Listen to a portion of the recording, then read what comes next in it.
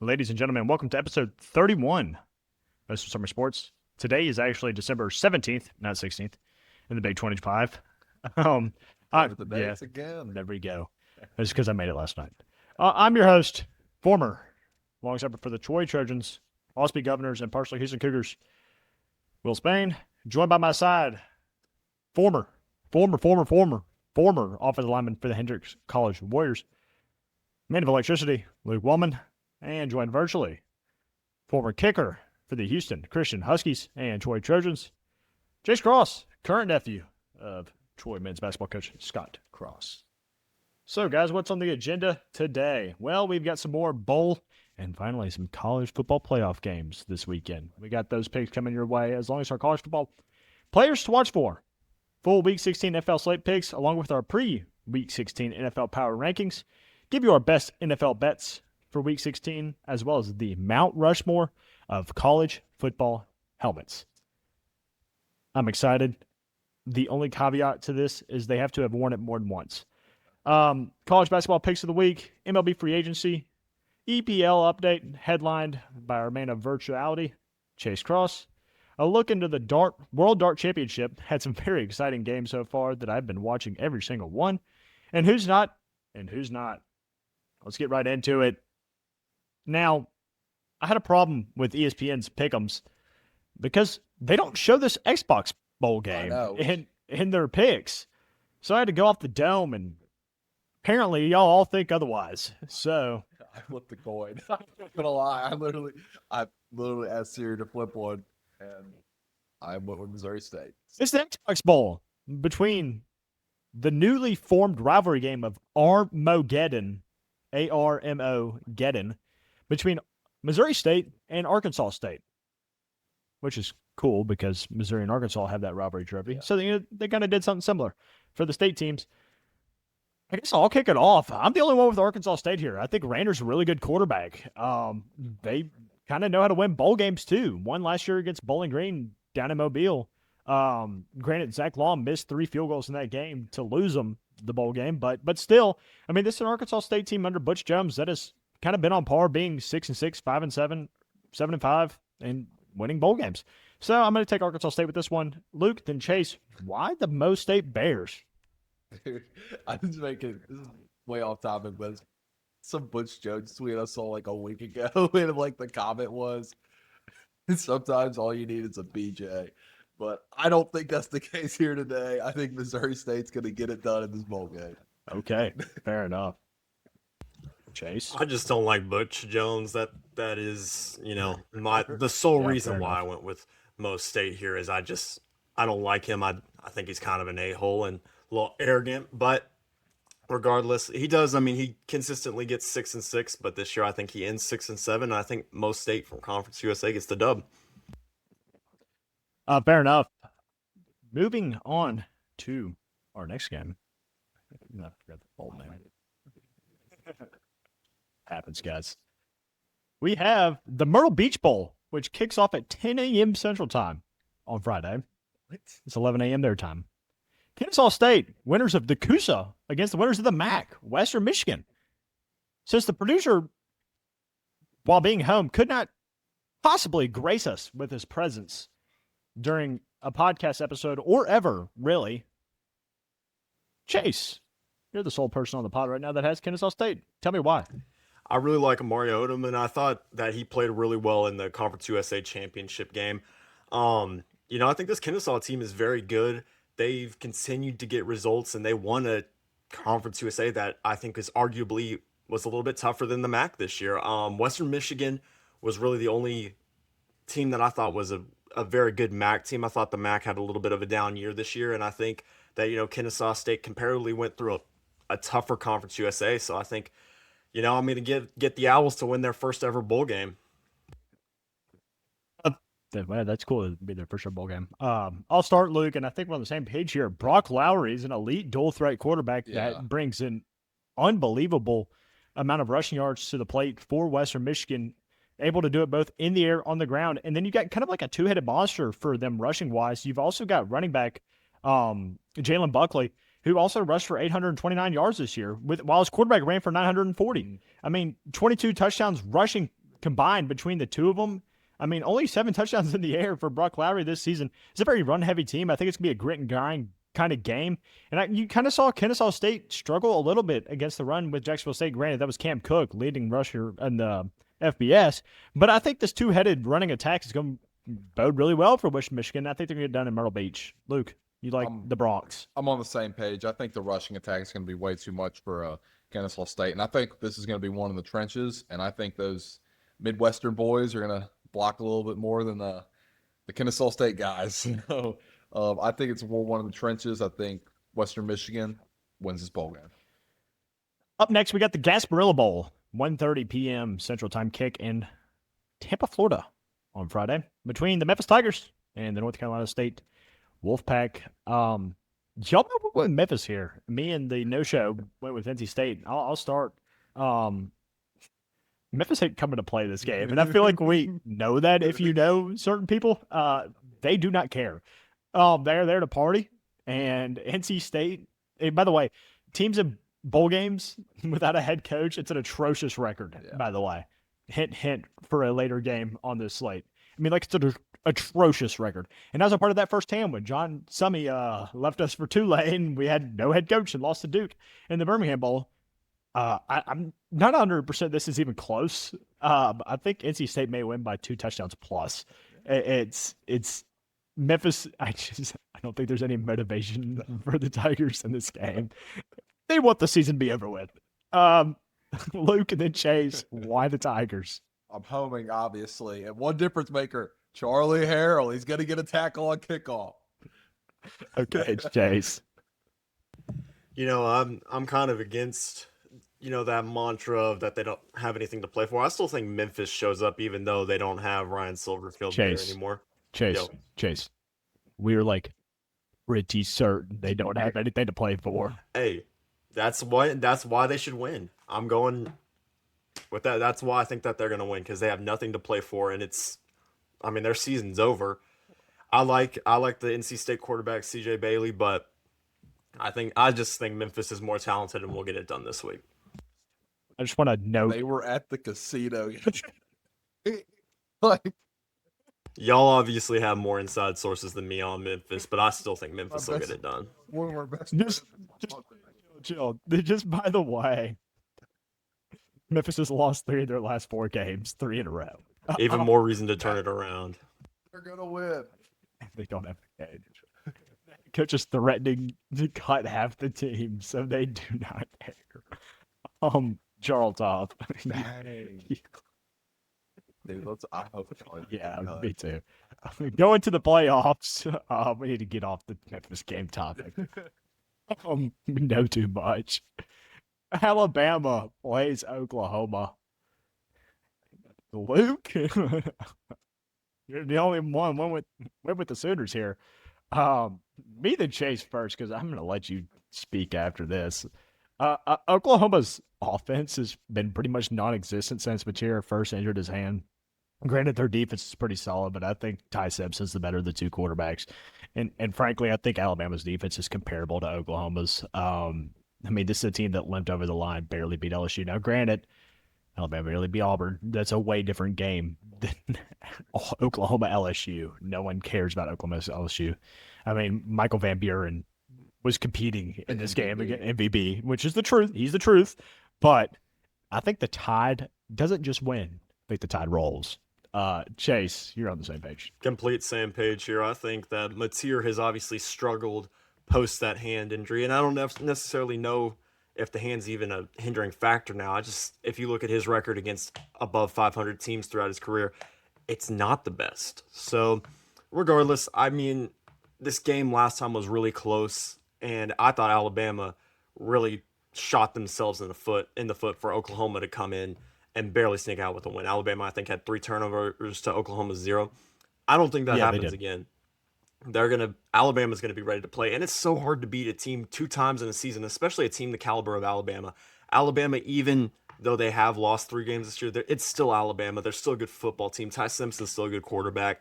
I think they get it rolling, and I agree with you. I think the Tide rolls, and it's not even going to be close.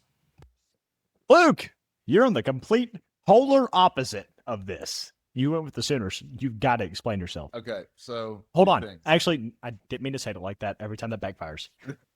A few things. Why?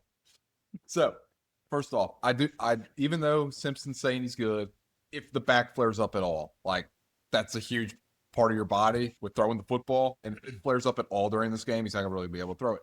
Obviously, we really don't know the severity, but if he gets hit a few times, that could be an issue. Secondly, I have been burned so many times on conference championship weekend on the mantra, you can't beat a team twice. So I'm going to completely reverse that ideology. And you're at Oklahoma, who's never hosted a playoff game, never won a playoff game, by the way. They're trying to get there first with Brennables. And I just think the Tide is going to completely crumble. So it's just a gut feeling. I don't know why it's a gut feeling. Well, we're all in agreement on the next one, all four of us, even the no-show. Miami heads to College Station, Texas, and plays the good old Fighting Ags of Texas A&M. I'll start, then Chase, then Luke. I just think Texas A&M is way too much for Miami. This is a Miami team that hadn't really impressed me at all. They impressed me in the Notre Dame game, but ever since the slip-ups to Louisville and SMU, I haven't been impressed with Carson Beck's play. Haven't been as impressed with the defense. I think A&M is hungry, especially after losing to Texas, losing out on their SEC championship game opportunity. They're really going to be looking to get right. I think it's actually a get-right spot for Texas A&M. I think they have the ability to go in and beat Ohio State in the next round, and I think they kind of start this momentum with this win, and I think this is another game that, like, everybody's crapping on the two G5 games. I think they are both, and I'm going to call this right now, I think they are both closer and differential than the first two games we're talking about here between Alabama and Oklahoma and Miami and Texas A&M. I might think Marcel Reed matches up well against this Miami defense that really likes to try to control the run. Now, I granted Marcel is a scrambling quarterback, but given the space, he can make prolific throws. I like A&M to win by 14 plus as well. Chase. I'm not gonna lie, I'm not as optimistic on you as with A&M. I don't think A&M's necessarily beat anybody that absolutely wows me outside of Notre Dame. In that game, as we know, Notre Dame kind of cost themselves the game. They shot themselves in the foot. They dropped an extra point, the holder did. So I'm not on the line of thinking where I think that A&M is really good. I mean, this is the same team that we had down 30-3 at halftime against South Carolina. That being said, A&M is still a solid football team, and I think Miami is piss poor. I don't think Miami deserved to be in the playoff. I don't think Carson Beck has played his best football, especially post Louisville upsets and all that. Like, they played a couple good games at the beginning of the season, and that's what got them in the playoff. But since then, they have not looked good. The SMU game, especially, I don't know if y'all saw the pick that Carson Beck threw against SMU, but he's a turnover machine. This Aggies defense is very good. They will force turnovers. He's not going to be able to handle the pass rush very well due to his lack of mobility. And I think, Cassius Howell has a really big game after being blanked by Texas. And, they missed out, like you said, on the SEC championship, and they lost to their rivals. This is going to be a revenge game because everybody on social media everywhere is saying, oh, Texas A&M isn't good. They dropped them behind Ole Miss, who doesn't even have a head coach. So I think Texas A&M is going to show in this game that they're legit. But I think Miami with Malachi Toney, they've caught lightning in a bottle lately with how well Malachi Toney's done in space and just getting him the football. He's one of the premier wide receivers in college football, and I think he has a big game too. So I think this one's close, but I do think the Aggies get it done. Luke. Yeah, what do you think? Oh, sorry. No, you're good. What do you think? I'm not as optimistic as you for the kind of a different reason from Chase. I think this Miami defensive line is actually pretty good with Ruben Bain and Akeem Mesidor. They get pressure. It does scare me because the A&M tackle literally said we're not going to have an issue with either of them, which is he said the same against Texas, and look what happened. I know that, like, it's the cockiness, and I don't know. I just don't like that. But I do think A&M's a better team, and also it's a crime. This game is at noon in College Station. I feel like this should be in the night game, but I get why Oregon has to be the night game because you can't have it at noon and then a 9 a.m. kick in Eugene.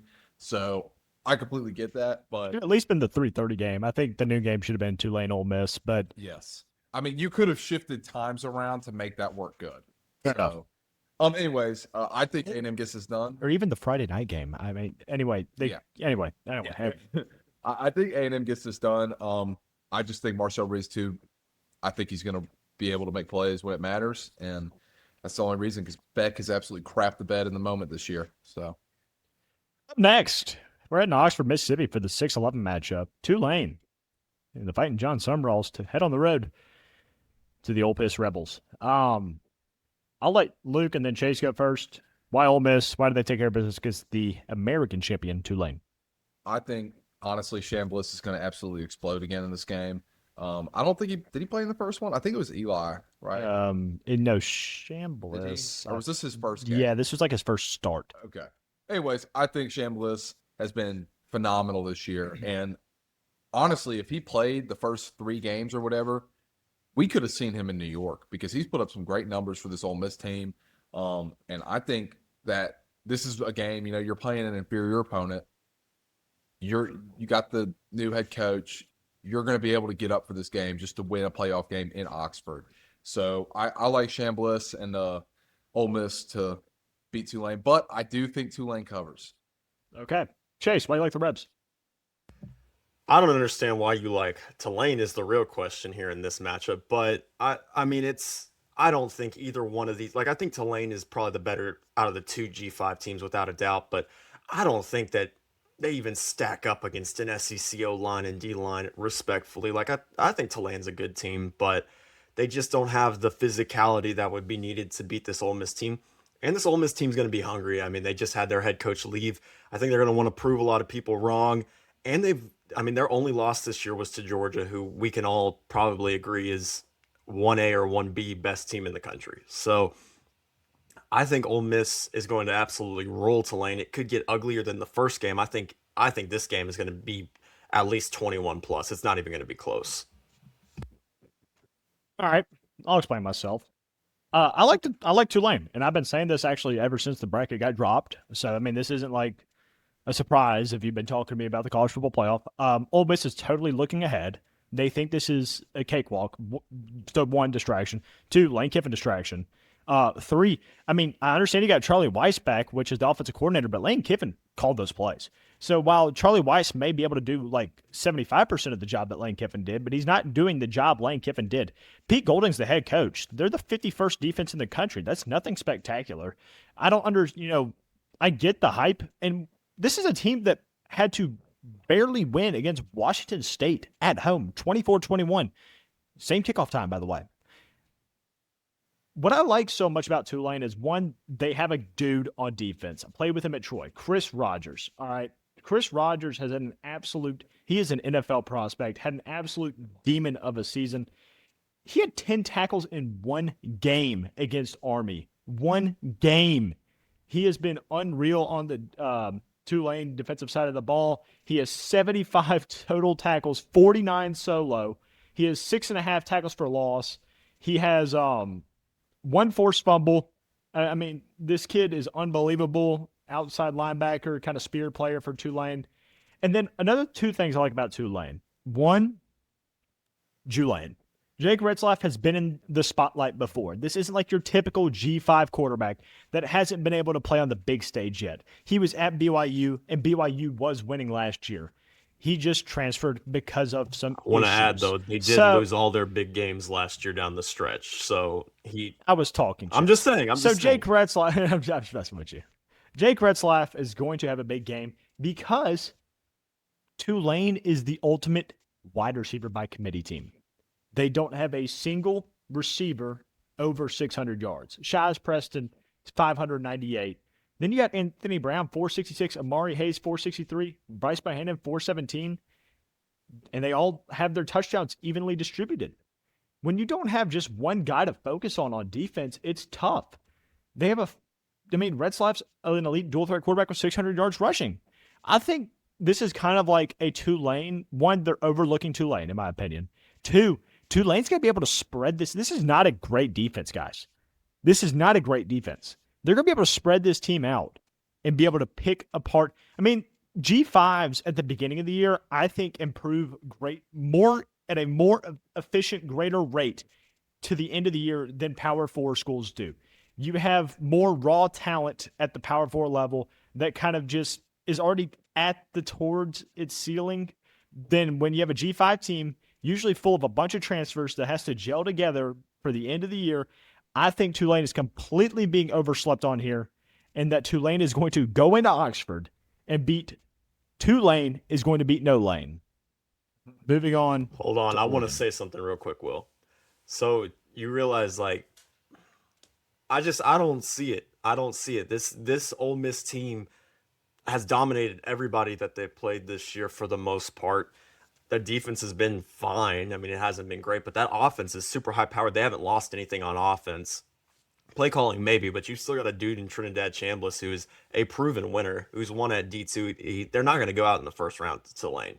And you can say the same thing for Tulane. They've had a lot of distractions too. Yes, Summerall's there, but Summerall's 1 foot in the door, 1 foot in Tulane. And I know he's done a phenomenal job balancing the both. I love his charitable donations to their NIL program. Like he's awesome. I love John Summerall. But I don't see how they get it done against this Ole Miss team. And I feel like almost it's like we're just homing against Ole Miss because it's Ole Miss. You know what I mean? No, that's fair. I'll counter you. You said they have dominated every game. Mostly for the most part. Mostly. What do you call mostly? Like 75% of their games that they have been pretty dominant in. Okay. LSU ended up being what, 7-5? They won by 5. Arkansas 2-10. But they were up 2 scores on LSU in that game though. Washington State won by 3, lost to Georgia, beat Oklahoma by 8, won by 10 to Florida in a game that I think they should have lost outright. No PI call absolutely killed Florida in that game. I mean, it's a team I've watched in person. Like, I think they are relatively equivalent to, like, Tulane. I mean, but just with a little bit better talent. I mean, it's nothing. I really believe this Ole Miss team is nothing special. I didn't think they were anything special coming into the year. I still don't think they're anything special. They played literally the ass end of the SEC, and the one team they had to beat, Georgia, they lost. I mean, y'all are bashing how bad Oklahoma looks post Mateer hand injury. That's their key win is Oklahoma, and that was like 2 weeks after the injury. They just lost to Texas. What about the fact that Tulane lost to UTSA? I don't know if you watched that game, but they got utterly dominated by UTSA. G5 team due to have a game like that. And UTSA, back-to-back years now, beat Memphis last year. Had the playbook, but I think that's all hearsay. Yeah, no, had the playbook, but I will step in the Chase's defense here. I bet on Tulane that game. That was awful. That was probably like one of the worst football games I've ever watched. They turned the ball over so much. Now, granted, I think that's in their past, but I mean, they looked literally like Rice out there. No, so, and Rice 100%. Is freaking horrible. So, yeah. James Madison heads to Oregon for our nightcap on Saturday. We spent like 10 minutes on the Tulane Ole Miss game. We're all in Oregon here. My reasoning, I think James Madison's a solid team. I think Oregon's defense could be too much. I mean, Troy's defense really stifled and confused James Madison. So Oregon's defense could be too much. I don't think they cover because I don't think Oregon's that great. And James Madison has a solid defense too that creates really good turnovers and is able to make plays, but I just think Oregon's be way too much, and the travel is atrocious for James Madison. So quick and sweet, Luke, then Chase. Yeah, no, the travel I think is going to be a huge issue, and honestly, if I'm Tulane, I'd rather play Oregon, but the travel there, like if they didn't have the travel in like effect, I'd much rather play Oregon if I was Tulane. But I think Jamie can cover because again, I think Oregon is a little overrated, but I like Oregon to win. I'm actually on the opposite end than you. I think Oregon, everybody's saying they're so overrated that like I've heard that takes across all social media platforms. A lot of people are on that side. I think they're almost become underrated. Yes, I know the schedule and the resume doesn't really jump out to you, and they lost their key game this season. But if you look at what they have on offense and defense in terms of talent, they are still one of the most talented teams in the country. And they have played better football since that Indiana loss. They got it. I mean, I am not an Oregon believer by any means, but I watched that Iowa game, and they are a really resilient team. Dante Moore does have some talent, and I don't think, like, if watching that JMU Troy game, if Troy can do what they did versus JMU, and even Troy shot themselves in the foot, like that game was there for the Trojans. I mean, No, I 100% it mean, I was. don't think that It was if absolutely there. JMU struggles with Troy, who, with all respect, just lost to Jacksonville State, Oregon's going to absolutely steamroll them. Plus, I mean, the travel is just jumping across 3 time zones. My cousin just did it for basketball. I mean, it is not fun, and it's just going to be tough. It is. It's going to be a tough day for James Madison. Dog of the week. Dude, I think Jake Resloff's going to have a big game. So I'm going with him. Whether they win or lose, I think he'll be able to really torch this Ole Miss defense second time around. Luke, Battle of the Wild, round 2. Yeah, I went with a little different direction because I figured y'all would both go with the FBS playoff, and I was going to go with FCS playoff. Great semifinals this weekend, by the way. Oh, I know. This is Battle of the Wild rematch. It's now at Montana State this time. I think we're going to get a little reverse sweep this year where Montana State wins in Montana. Montana wins in Montana State. But we got Kealaha. Kaliwaha Yacht. I butchered that, but he's had a great year this year. He's got 3,800 passing yards, 32 touchdowns, 8 picks, and I think he's going to end up leading this Montana team to an FCS championship. So that's why I of the week.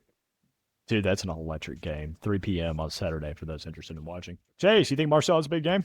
It pains me to do this, but I think, the narrative around Marcel Reed is like I said, the narrative around this Texas A&M team is that they're not very good, and I think they're going to come out on fire.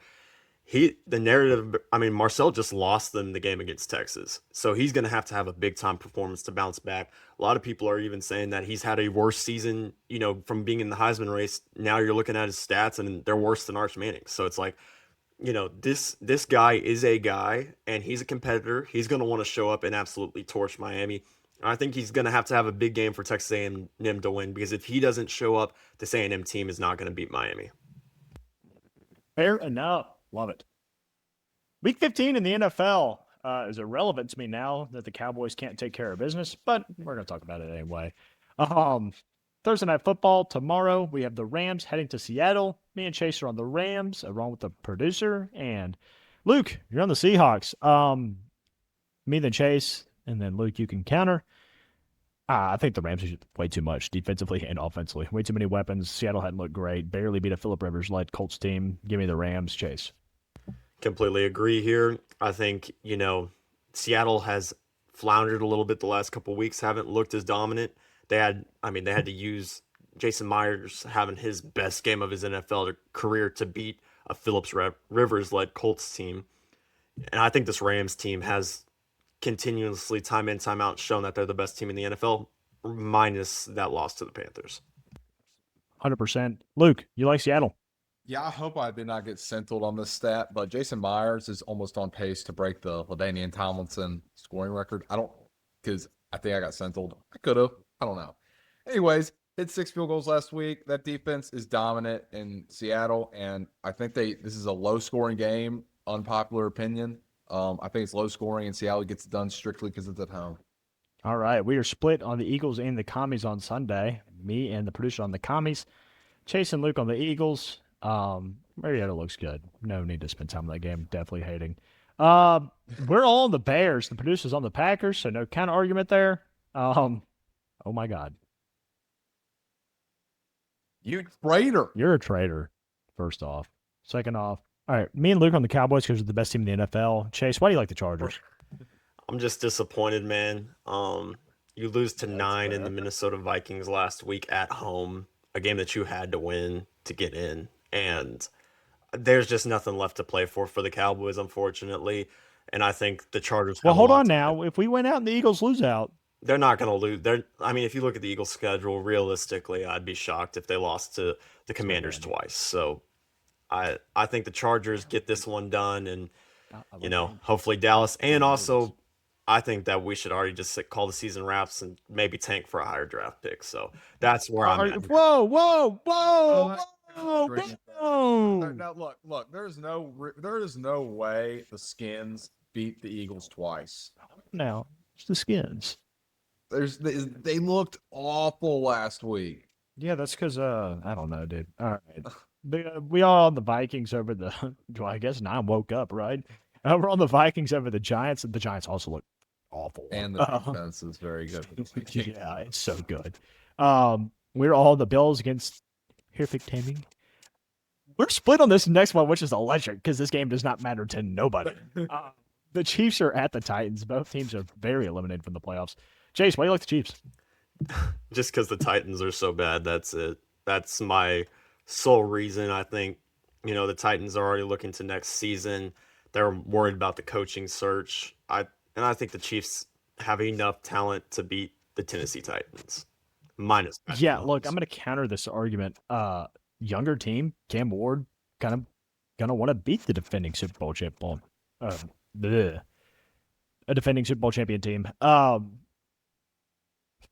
mean, hell, the Chiefs sucked this year with Patrick Mahomes. I wonder what they're going to do without him. It's kind of my question. Could it be some Minshew magic? Isn't that their backup? Oh, dear God. I'm taking the Chiefs. Yep, bet you didn't know that one. Is it really Gardner Minshew? I want to say. Yeah, he's their backup, I'm pretty sure. That's why I picked them.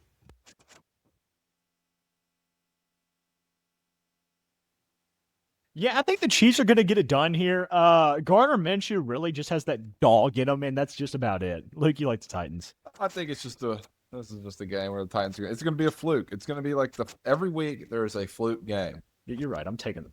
And this is the fluke game. Like, no one thinks the Titans can win because the Titans are very bad at football. They're terrible. But I think Jeffrey Simmons gets in the end zone twice. Nah, but I think the Titans can end up pulling one out at home. I like the reasoning. We're split on another meaningless game between the Bengals and the Dolphins. Me and Chase and the Dolphins. Producer Michael on the Bengals. We're all on another meaningless one. Dolphins. Quinn Ewers. Because I hear rumors that Zach Wilson's going to start. No, Quinn Ewers is starting. Quinn Ewers, all right, Quinn and Quinn Ewers we trust. He was always better than Arch Manning. So agreed. Dude, the Bengals look atrocious. But Quinn Ewers Joe is Burrow starting. wants to leave. See, anything's got to be better than Tua, right? Yeah, they need a preseason highlights. Dear God. Quinn Ewers is going to go off. Best rookie quarterback. They're awful. I'm Look, ready if he 2.0. sucks, they're going to put in Zach Wilson, and Zach Wilson's got something to prove. no, He's Zach Wilson, but Quinn Ewers in this situation. the Saints. They were kind of rolling at the wrong time against the Jets. Luke, we three are on the Bucks. You're on the Panthers. I like Baker to get right. I mean, this is a good team, right? Why do you like the Panthers? Man, this division's so drunk. I think the Panthers are going to win. I mean, the Bucks have been on the most generational slide of all time, and I just think this is a Panthers team that I think is going to be able to sneak into the playoffs. And in order to sneak into the playoffs, you got to win this game. So I like the Panthers. All right. We are split on the big game between the Jags and the Bronx. Chase, you're on the Bronx. Why? I've resisted it for so long. I tried to hate on the Broncos all season. I said they aren't good. Then last week, Bo Nix shows up, throws for 4 touchdowns, and they beat a great Packers team that I was honestly very high on. I like the Jaguars. Trevor Lawrence had a great week last week, but as we've seen through his career, he does not play super well against elite defenses, and maybe that's changing. He's got 2 elite wide receivers now. Jags have been rolling. He's got some confidence, but this Broncos defense and this Broncos defensive front, they have everything on defense. They have good linebackers, good D linemen, a great secondary. Bo Nix has played well. They have 2 elite wide receivers. I'm starting to think this Broncos team is legit, and Sean Payton has them playing well. So, for the first time all year, I'm going to say I'm a believer in the Broncos. Yeah, that's atrocious words. Dude, T-Law's on fire with this new Jacoby Myers and Brian Thomas Jr. I mean, don't forget about what is his name, Darnell Washington or something. I mean, they've got 3 really good receivers. Brenton Strange at tight end. I mean, and the Jaguars defense, led by Allen Hines, has been really good. And this Jaguars team has been blowing out opponents.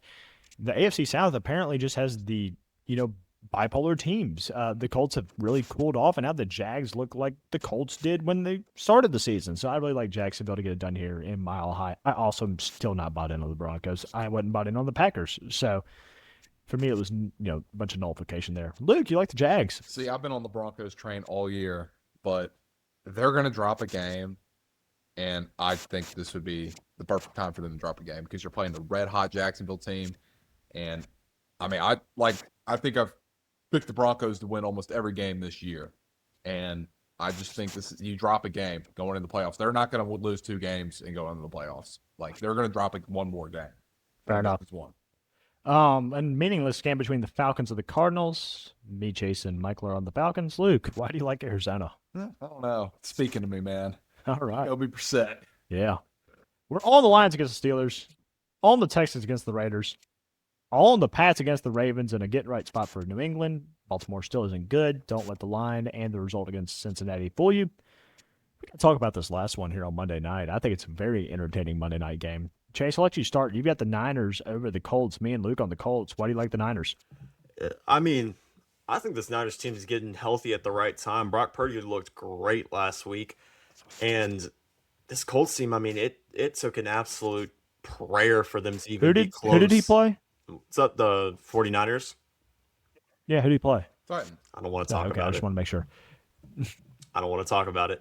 I'm just saying Brock Purdy looked really good. And, you know, I think that, you know, they get it done. Now, I messed him up. That was actually kind of rude. I'm sorry. it's okay. You got me fumbling over my words. But Phillip Rivers at 44 is not going to get it done. I mean, I don't know if you saw some of his passes. Yes, I love the story, but, I mean, he's throwing absolute paper airplanes out there. So the 49ers are going to pick something off at some point. I think the 49ers are a byproduct of a really terribly easy schedule. I still think Jonathan Taylor exists, and this Colts defense was solid. Held, Seattle to making a whole bunch of field goals, win the game. So I like the Colts at home. Phillip Rivers gets his first win since unretiring. Luke, you like the Colts? I mean, I hate the Niners, so I'm kind of messing with the Unk over here. So, I mean, I'm kind of in the same boat as you, though. I don't think this Niners team is obviously solid. I don't think they're great as their record is because they have not played a soul. No, yeah, they're definitely a byproduct of a very easy schedule. So let's go to our pre-Week 15 NFL Power Rankings. Well, a lot of Rams at the top. Yeah, so my one is the LA Rams. Overall best team in the NFL. I'd say best offense, probably second best defense. The Seahawks are my number 2. They just keep winning. My 3 is the hottest team in the NFL right now, the Jacksonville Jaguars. 4 for the first time this year are the Denver Broncos. They beat the Packers, who were at my 5. And I'm keeping the Pats in at 5. They just kind of crumbled, but it's hard to beat a Bills team twice, even though you were at home. So I'll give them a little bit of slack there. Have the Pats at 5. Luke, your power ranking. Yeah, Rams obviously at 1. They move up since Pats were my 1. Then I got the Seattle at 2. And the Broncos after a really gritty win versus the Packers. Then I got Jacksonville added for the first time this year. And I almost put the Bills, but I was like, same kind of boat. You haven't really dropped the game that as the Pats that you really haven't. Or weren't supposed to, excuse me. And you lost to the Bills. It's a good team, so I'll keep you at 5. Chase, your power rankings. I think the Rams are far and dry, clear cut, the first and the best team in the NFL by a long shot. And then after them, I had the Broncos. I think the Broncos showed a lot again and got a really big win against the Packers. The only reason I moved them up over the Seahawks was the Seahawks didn't look great last week. Broncos got a big win. Seahawks struggled against Phillip Rivers. So, and they had to have an all-time game from their kicker. So I got the Seahawks at 3. They're still good. And then, I'm not ready to put Jacksonville in my top 5 power rankings yet just because of what happened earlier in the season. I know they're on a heater right now, but I don't know if that's necessarily sustainable. So I got the Bills and the Patriots. The only reason I have the Bills over the Patriots right now is the Bills recently just beat the Pats. So, fair enough. The Pats have had a really, we talk about the 49ers schedule. The Patriots schedule is up there for, arguably just as easy. Yeah, 100% it is. Also, I want to throw this out there. I misspoke earlier. It's most field goals in a season, not most points in a season. I knew I kind of got central, but I had to look it up for Jason Myers. You're good. Best bets. I'm on the Bears -1.5 against the Packers. Vikings -3 against the Giants. Titans +3 against the Chiefs. Jaguars money line at +140 against the Broncos, and Patriots money line at +135 against the Ravens. Good underdog plays there with the Jags and the Pats. Luke, what are your top 5 best bets for Week 15? I got the Bengals -3.5 versus the Dolphins. Just don't think Ewers is going to be able to get it done. I got the Vikings -3 against a crumbling Giants team. There is no way you cannot convince me the Texans won't beat the Raiders by more than 14.5. I mean, the Raiders shouldn't score. So, and then in honor of me getting knocked out for fantasy this week, my team's going to go nuts. So, Ibuka's going to score this week for the first time in like 4 weeks. And then Justin Jefferson, first touchdown. He should have scored last week, but he dropped it. He is going to score this week. He's going to get the first touchdown against that Giants second. Plus 700. Love that price. Chase, what do you like for this week on the betting side? I got the Rams money line. I think that they're gonna. I mean, it's crazy that they're in an underdog situation against the Seahawks. So I got the Rams money line here, and then I've got the Browns to cover. You know, I love perfect timing. Now, I've cooled off a little bit on him, but I still think 10 points, they'll cover that spread. Don't think that they'll win, but I think they'll cover. I'm with you, Will. I think the Vikings -3 is a free pick this week. And then you know what? I'm rolling with Quinn Ewers. I think he's going to have a great game. I mean, Tua, how much worse can you get than Tua? This Dolphins team has played a lot of games really close in spite of Tua turning the ball over so much. I think the Dolphins will potentially get this done, and I'm going with their money line. And then I think the 49ers will cover that 6.5 spread. Luke made a good point. Max Brosmer, third-string quarterback for the Vikings, is how you get worse than Tua. You can definitely do worse than Tua. It's close. It's close. I mean, Shador and Max Brosmer. Mount Rushmore of college football helmets. Siri, let's do your magic. I'm assuming I'm going to let Chase pick the first number this week. I'm going to go with 9. Oh, always going 9. Luke. Go with 3. I mean, this makes it easy on me. 6. I'll split you. Pick a number between 1 and 10. Are you? It's 6. It's 6. Okay, wait. So, tiebreaker. Chase, pick a number between 1 and 10. 7. I'm gonna go 6. Pick a number between 1 and 10. It is 1. Luke will go second. Chase will go last. Let's get into it. Mount Rushmore of college football helmets. Now, this is tough because a lot of teams have a lot of helmets. And we also, if you're watching on YouTube, don't have like a ready-made graphic. I'll look up each one just to show. So let's, let me kick it off. I guess, I have a layup. Yeah.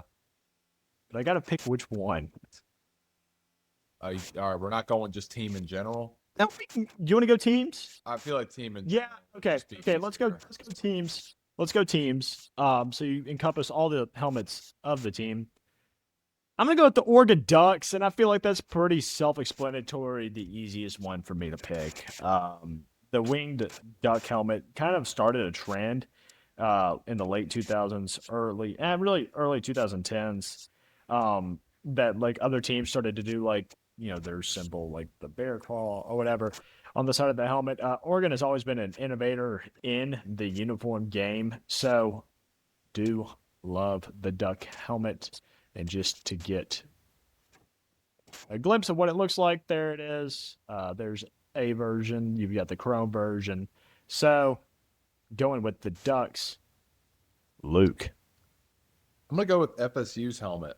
Good pick. I think with the axes on the back, and then you got the spear. I think it's a solid helmet. I mean, they don't obviously have like the chrome and all that stuff that Oregon's got, but it's a very solid helmet. No, this is a pretty helmet. It just is. Yeah. The Knoll helmet is a pretty helmet. I do like the white one they have. Yeah. And I'll pull that up for us for a second. It's pretty, especially when they wear it with those random teal uniforms. Yeah, it's a pretty helmet. We can get Travis Hunter's recruiting picks here. Hold up, there we go. Doing that. So that's a good looking uniform. Chase, what do you have for the next 2 picks? I'm going to go with a G5 one. I'm going to go with Tulane. I think Tulane has one of the coolest helmets right now with that wave logo. They have multiple color combinations, obviously with the green black background, but I think that baby blue Tulane helmet with the green wave on it is one of the best helmets in all of college Would you be football. talking about this one? Yes, that is a perchance? beautiful That is a helmet. gorgeous helmet. I think that's a gorgeous helmet. I mean, you're right. Their arsenal, even with their Pelican surfing, I mean that they have a wide variety of very good looking helmets. I love that pick from you, Chase. Who do you like for your next pick? You know, I have honestly thought really hard on this, and one that I really love, I don't know if you guys love it too, but I love Oklahoma State's helmets. I think they have Oh, some sweet ones. They've had them throughout the years with the retro cowboy on there, then with the sheriff star. I just love the yeah. aesthetic. Oklahoma State has some awesome helmets. No, Oklahoma State definitely has some clean helmets with the matte The matte black. black Oh, the just always Cowboys looks great. cursive. Oh, that's clean. That's a clean helmet. So yeah, absolutely. Oklahoma State, great pick. Luke, who is your round two pick? I'm gonna go with TCU. TCU is Ooh, purple. They've got That's a like good the pick. chrome purple helmets. They've got the white ones. They've got the ones with the red in it. I mean, TCU's got a bunch of good helmets, and you yeah, they can't go do. wrong with them. Oh, I mean, you have to look at this helmet. I mean, that's a gorgeous freaking helmet. Uh, Purple for their common. I mean, anything chrome really just And stands out to me then as pretty. the college football playoff one, which I will, with the toad on the Oh side yeah, with the toad on the side. Yep. that they wore a few years ago, is also electric. Yeah, it's a gorgeous helmet. Um, Ooh, okay. Mm. Y'all have taken some really good picks. Kind of put me in a tough spot. But you know what? I don't I don't know if everybody's fans of these helmets, but I am. I'm gonna take Memphis. I really like the tiger stripes, and I like how they do it in every color scheme they've got. I like when they do the 901 in steel. I mean, it looks good in gray. It looks good in white. Um, the black one is the prettiest one. That's the Yeah. prettiest helmet they've got. I'm gonna take Memphis for my second pick, and for my third pick, where am I gonna go with this? Let me get some research done real quick. I was really thinking that you were gonna not pick Memphis, and that was gonna be my third one. I was Yeah, banking on that. I mean that's fair enough. And it's just such a pretty helmet. It is. Um, I'm trying to go off the dome here. I really didn't do much research for this. I didn't want to. Uh, who has really nice helmets?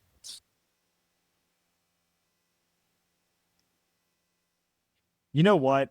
It's nothing flashy, but I just like it. And because you get to encompass the no, I'm not gonna go with that. I'm just gonna go with one that I think that is just really pretty.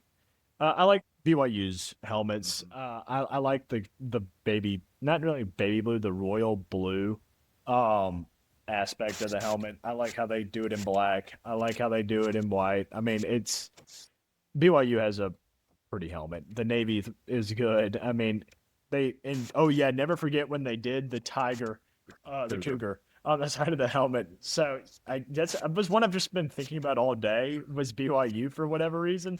So I'm gonna go with BYU for probably my horrible third pick. Luke, what's your next one? I'm gonna kind of home based off the high school. I'm gonna go with Notre Dame. Those golden helmets look Yeah. beautiful. Like for those who don't know, with Christian Brothers, and we have the same sort of not exact color, but we have a gold helmet, and I just always have loved the gold helmets of Notre Dame. I think they're very beautiful. So Yes, no, that's a gorgeous helmet. Chase, you have your final two picks.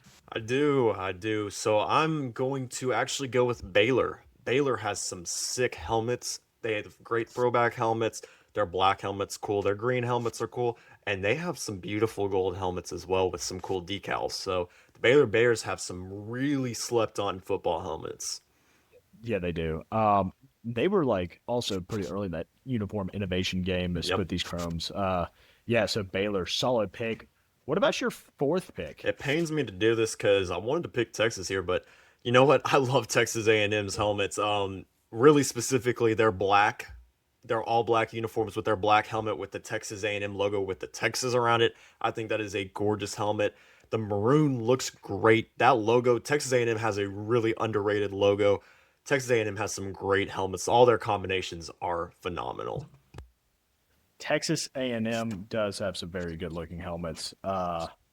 Luke, who are you going with? See, I want to home and go with Michigan, but I cannot pass up Utah. Yeah. Utah has some great helmets. Now, what stuck out to me when I was like looking, I have a list pulled up just of teams. That Rose Bowl helmet from a few years ago was absolutely elite. Yeah. So I mean, and the white helmet with the rose in it. Also, these are gorgeous helmets. Yes, helmets. The state of Utah does something right about their helmets. I agree. And so I guess that leaves me with the final pick.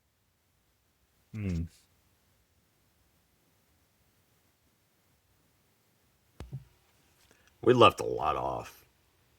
Yeah, we did. And but like I think most. all right, I'm gonna do it. I hate doing it, and I'm Ole Miss. Ole Miss is gonna be my final pick. That's a good pick. Yeah, I have to. I mean, they have such a wide variety ever since Lane Kiffin became their head coach, and let me show that wide variety to you. I mean, my favorite is the powder blue. I love the color. Without a doubt. But the Realtree helmets are super sweet. They've Americanized the navy. They've got the white with a powder blue outline. They've got the white with white outline, navy with white outline. I mean, they've just done a lot in the helmet game recently. And, in the new Realtree with the camo navy, I think Ole Miss has really stepped up their uniform game and kind of gone away from tradition. So, yeah, that's going to be our final pick. You left off so that is our much, though. We left off so I many. mean, LSU, we left off Florida, Louisville, LSU, Florida, Texas, Michigan, Ohio State, USC. Which I think part of what I was trying to do was pick outside Notre Dame, which less traditional helmets. That's what I was trying to do. Teams that have broad horizons. A broad spectrum of helmets. I mean, I almost picked Troy. I think Troy has some great I agree. football I almost helmets. picked Troy. That black helmet sitting on the desk right there is one of my favorite helmets in college football. I really love the one they wore last night. And you know who actually has sneaky nice helmets? UTEP has some great helmet. Yeah, they with the pickaxe. Yep. Yes, they do. And then the Retro Minor, they have some great helmets. Yeah, the Retro they do have some good uniforms.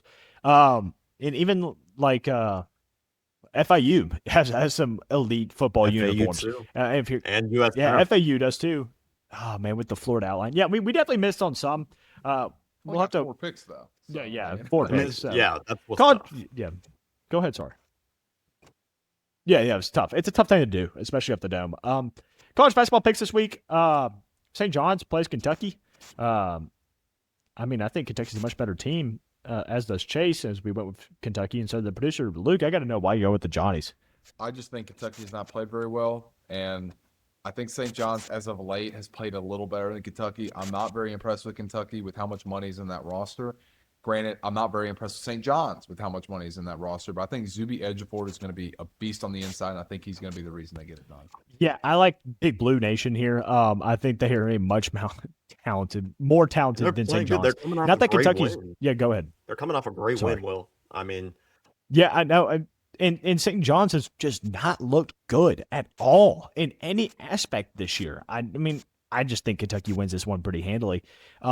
Chase, you're with me here. The Cats win this game. Cats have looked a lot better over the last couple of weeks, and this roster is the most expensive roster in college basketball out of everybody. I think they spent $20 million on this roster.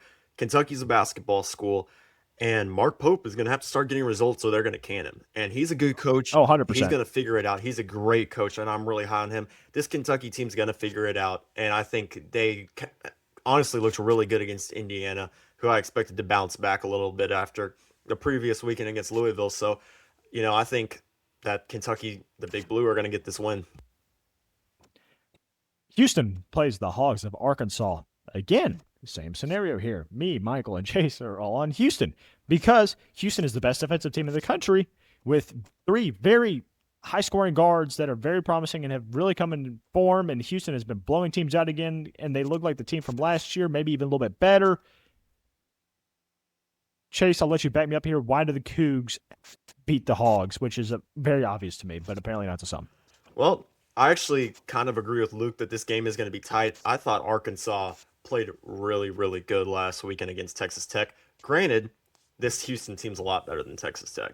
We can all agree on that. The defense is going to shut down Arkansas, and I don't know if Acuff and Brazil can spearhead this Razorbacks team. Even though they are talented, I don't know if they have enough to compete with, that roster that Houston has, which I think is potentially the best roster in the country because they have depth, they have young guys, they have old guys. They're loaded everywhere. They have the best freshman, or one of the best freshmen in the country. And then you've got some of the best experienced guys who have been in Houston with Kelvin Sampson for a long time. Manuel Sharp. They're going to get the dub. You mean, yeah, 100%. Luke, you're playing devil advocate. I am, because I just want to talk about Houston. I think they're a great team. But if you look at scheduling against Power 5 opponents, they beat Florida State obviously handily by 15. You only beat Notre Dame by 10. You lost to Tennessee by 3. You beat Syracuse, worst free throw shooting team in the country. Syracuse should have won that basketball game. Obviously, free throws. Only won by 4. You beat Auburn by 1. All right. Arkansas is very battle tested. They are very battle tested. They played Duke.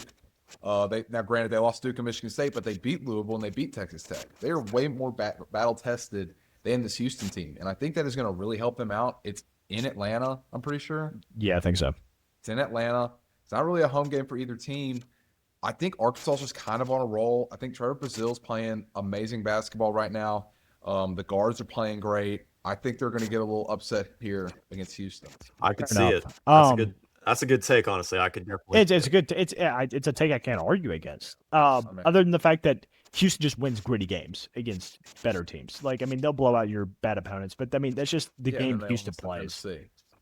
Who's not very good on a neutral court. Anyway, this is neutral too. Okay, Memphis is 4-5.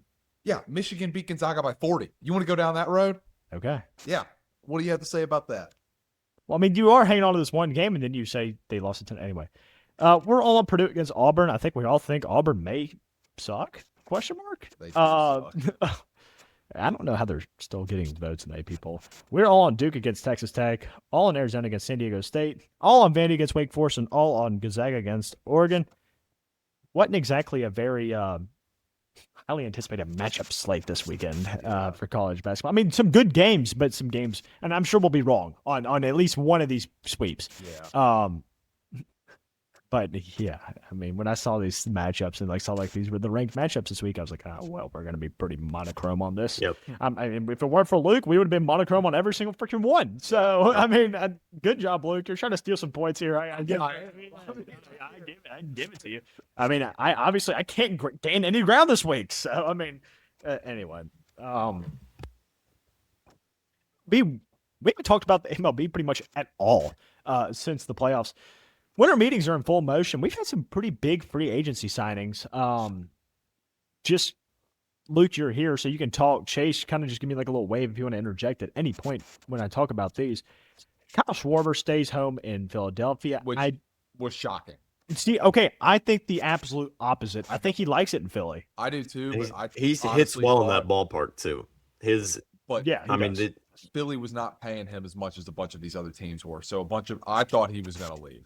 Fair enough. And I think when you get to that range of money, when you're 135 versus 125 million, I think the person will be more apt to stay where he's at, where he's got his kids in school, where he got his family at, But that's huge for the Phillies. Kyle Schwarber has been absolutely electric offensively over the past few years. Two moves that really shocked me when I saw them come across my phone. Edwin Diaz, Mr. Trumpets, going from the New York Mets to the LA Dodgers. Of course, right? Of course the Dodgers getting now granted, very injury prone recently, but elite closer in Edwin Diaz. And then Pete Alonso goes from the Mets to the Orioles. I don't get that move from Pete because are the Orioles really in win now mode? I think they kind of are because they obviously they were 2 years ago. They were 2 years ago.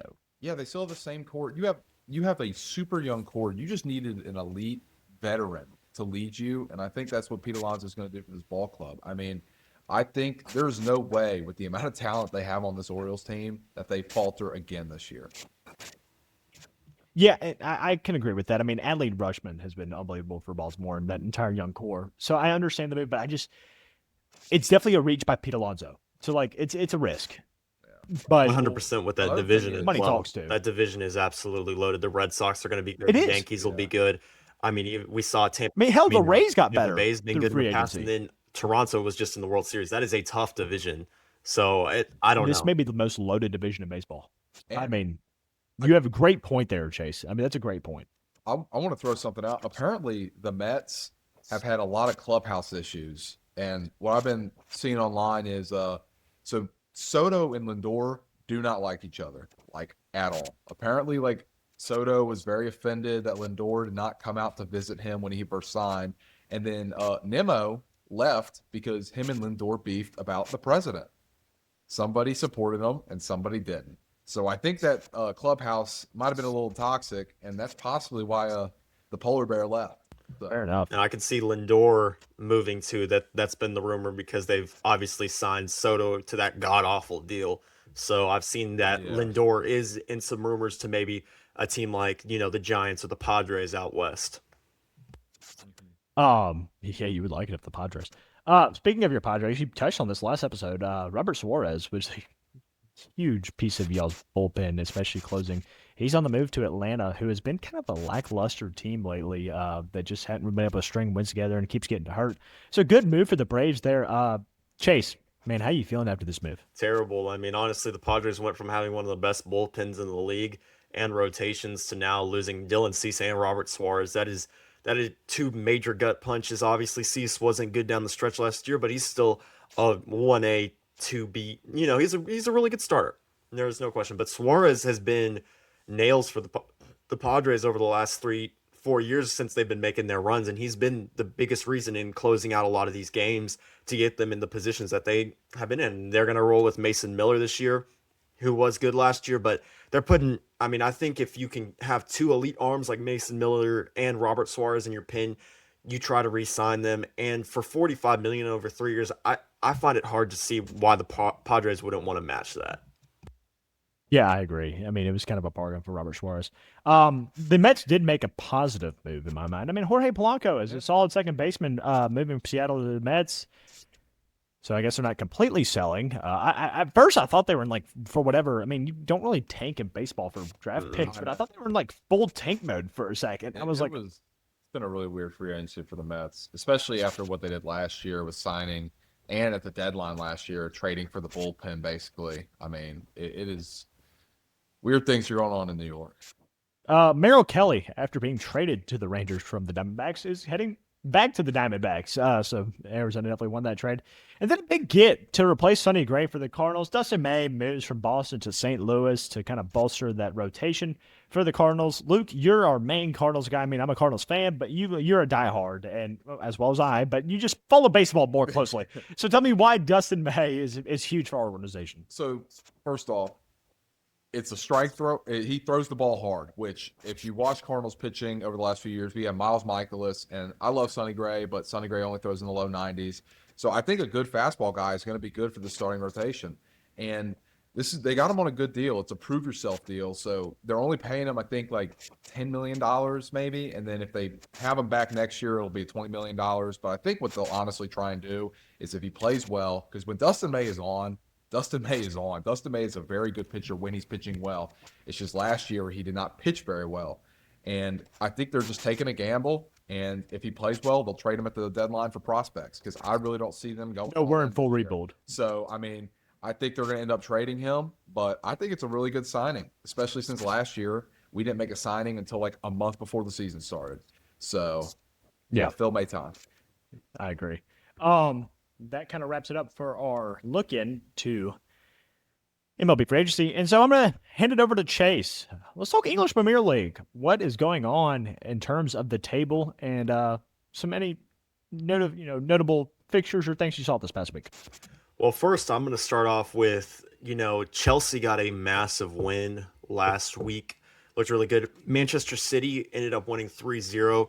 Manchester City's looked really good over the last couple weeks. They're coming 4 straight wins. I think they're coming to push Arsenal. Arsenal had a shaky result against Wolves, almost losing to Wolves. A 2-1 game. It was 1-1 going into the 90th minute. Was it 4-4? What's up? Was it a 4-4 No, game? that's Manchester United, Arsenal. I'm going to get to that. I was saying Okay. Arsenal. Sorry. Manchester United, Bournemouth. Arsenal versus Wolves ended up being 2-1, but Arsenal was tied with Wolves 1-1 going into extra time, which, for being a team that hasn't picked up any points to go into Arsenal and potentially steal a point was shocking from the Gunners. It's really getting tight at the top. I think Man City will eventually catch Arsenal here in this race. Aston Villa's red hot, winners of 9 in a row, and they're going in and they're going to play my team, Manchester United, who scored 4 goals, which you would think would be enough to win you the game. But when your defense is porous, a team like Bournemouth can score 4 against you as well. So, and Grimsby Town. Manchester United has scored the second most goals in the Premier League, but have also let up, I think it's the 3rd most in the league. It's astounding. You can't figure this team out because, you would think that you go from being one of the lowest scoring teams in the league last season to one of the highest teams. You would think that defense would carry over. Obviously, it's not. They're playing very open right now, but you know what? They're sitting in 6th. If they beat Villa this weekend, they're in the top 4. You're not really too upset with how this game and how this season has played out if you're a Manchester United fan. Now, Liverpool they're still struggling, but they've turned the tide a little bit in the league. Two wins and 2 draws over the last couple weeks have helped them out a little bit. Everton and Brighton both end up losing last weekend. And, Sunderland is another team that I think could continue to push top 4. But if we look at the back of the table, Tottenham really struggling as of late. 3 losses in their last 5 games. Sitting there on 22 points. I think them and Newcastle will eventually get in the top half, but those are 2 tough games. Obviously, Tottenham playing a Liverpool team that struggled, but Tottenham has struggled in their own right. And then Newcastle versus Chelsea, that's a really exciting matchup, honestly, too. One of the 3 big games that, I'm looking at for this weekend. And then we look at the bottom of the table. Obviously, Burnley and Wolves, I think we're pretty sure that those are going to be the 2 teams that go down. And then Wolves is definitely going down. 2 points through 16 not games coming is back from atrocious. that. Wolves have been absolutely atrocious this season. It's crazy to see, they used to be the hot spot for young talent and unproven talent in the Premier League, and now just on 2 points, negative 26 goal differential. Wolves is for sure going down. I think Burnley's in the same boat. Leeds United and West Ham, I think they're going to battle it out here down the stretch. I think Nottingham Forest is safe. We've seen them beat big teams. We saw them win 3-0 last weekend in a shocking result. So, you know what? We'll just have to see what goes on down the stretch. But you know what? I think that probably we're looking at those bottom 3 teams. West Ham has not been great, so I think it probably ends up being West Ham, Burnley, and Wolverhampton going down. Which is surprising from the Hammers, who have been really class mainstays over the in the past Premier few League seasons. too. They've been up for a long time, so that is absolutely devastating. And you know what? I like to see that Leeds goes through. So I would too. World Dart Championship first round is about 2/3 of the way done. Some just notable results from these matchups. Number 1, Luke Littler rolled over Darius Labanauskas from Lithuania 3-0. In the World Dart Championship, in case you're not familiar, it's sets. So it's 3 sets to none. Now they're legs, so a game of 501. It's best of 5 in a set, best of 5 sets. Got to win the last set by at least 2 until it's 5-5. Then it's sudden death. Elite rules. Stefan Belmont today actually beat the former 5-time World Dart champion Raymond van Barneveld 3-0. 3 sets to none. Raymond currently the 35th ranked player in the world. Number 4, Stephen Bunting barely beat Sebastian Bilecki 3-2. Had to go to the extended sets to win by 2. Very shaky start for Stephen Bunting. Nitin Kumar becomes the first Indian dart player to ever win a match at the World Dart Championship, won 3-2 over Richard Venestra, which was very electric in the crowd. Andreas Harrison becomes the first Swede to ever win a World Dart Championship match against the number 12th ranked player in the world, Ross Smith. He won 3-2 as well. Paul Lim, who used to represent the United States, now represents Malaysia. He is Asian. 71 years old. Defeated 49 in the world. Jeffrey DeGraff, 3-1. Absolutely electric stuff from Lemmy. 71 years old and still winning in the World Darts Championship was absolutely awesome. Charlie Manby, 18-year-old debutee, beat number 26 in the world, Cameron Menzies. Now, if you're anything on Dart social media, you know what happened after this match. Cameron Menzies absolutely crashed out, started punching the table, put his hand over the fireworks so they wouldn't shoot out. His hand was completely bloodied up walking off the stage and had to issue a public apology. So you love it. You know shit's hit the fan when you have to issue the public apology. So, Cameron Menzies did not take losing to the 18-year-old debutante 3-2 very well. Adam Savada, American, got a win today over Canadian Matt Campbell, 3-1, which I'm pretty sure clinches Savada's PDC Tour card. Big deal for American darts. And then my favorite story of the whole ordeal, Nico Springer, who was a dark horse for many, 52nd in the world, lost 3-1 to Joe Comito. Joe Comito is a mid-50s water jug salesman from Australia. Italian Australian that looked just as surprised as I was when he won. So, I mean, it was pretty electric from Joe Comito, and it's been a wonderful time at the World Darts Championship. Tune in, guys. There's 2 sessions a day, one in the morning beginning at 6:45 a.m., so you can start gambling right as you wake up, and then one in the afternoon at 1 p.m., both Central Times. So let's start our hot knot for the end of our weekday episode. My hot is darts. I've literally been watching it all the time at work. I've got the pro shop watching it, watching it when I get home, been throwing it. It's dart season. It's World Darts Championship. It's that time of year. Christmas means darts, and darts are hot. My nod. Let me talk about Brian Smith, guys. Oh, no. Not a lag during hot nod. Gotta let it simmer. Oh, I'm letting it simmer for Brian Smith, dude.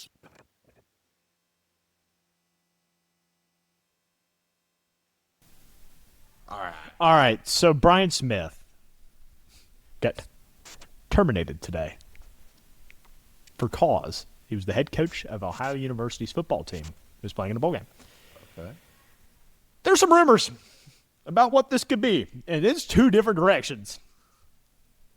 One is that he was drinking alcohol in his office, storing it in his desk, and inviting assistants to drink after the games. The 2 is he was sleeping with a nursing student. So either direction. You just had Sharon Moore happen. How are you going to go do the same thing, Brian Smith? You have a wife. You have kids. Come on. Take some heat off us, please. It's Ohio University. No one will care as much. It's unreal. That is kind of It's unreal. Luke, what's your hot knot? All right, so my host is going to be Charlie Harrell. I only put Charlie, but they're down in Tampa for the bowl game, and I'm going to pull up this receipt.